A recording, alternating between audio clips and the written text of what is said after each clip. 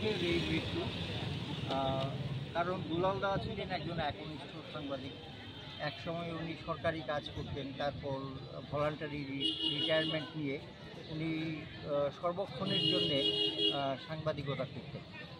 তো ব্যক্তিগতভাবে উনি ছিলেন আমার অগ্রজের মতো। এছাড়া ওনার বাড়িটা প্রেস ক্লাবের ঠিক উল্টো দিকে হওয়াতেই উনি ছিলেন একনিষ্ঠ পড়ুয়া। এখানে এসে কাগজ ইত্যাদি পড়তেন, আবার অনেক বই টই পড়তেন উনি।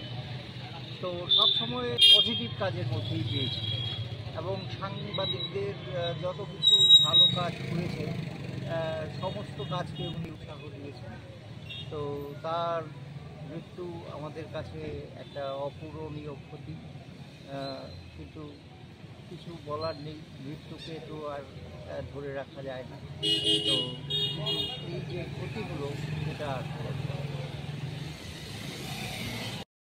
বলেছেন যে দুলাল দা আসলে যখন আমাদের ক্লাবটা যখন যখন বিল্ডিং তৈরি হয় তখন থেকে উনি ক্লাবের সাথে যুক্ত।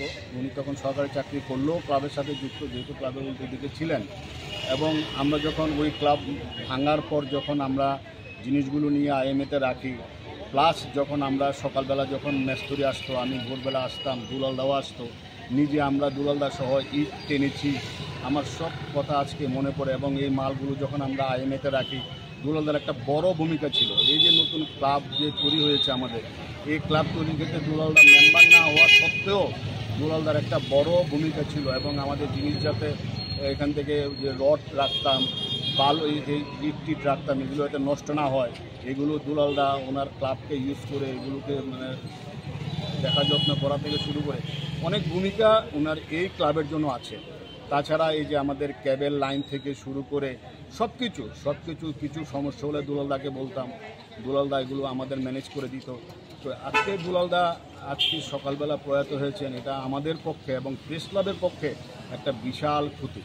জয়ন্তদা বলেছেন যে আসলে দুলালদার মতন পরোপকারী এবং দুলালদারকে ডাকলেই পাওয়া যেত এরকম লোকের সংখ্যা আমাদের এখন কম, কিন্তু এর মধ্যে দুলালদা ছিল একদম উজ্জ্বল একজন লোক, যাকে আমরা হারালাম।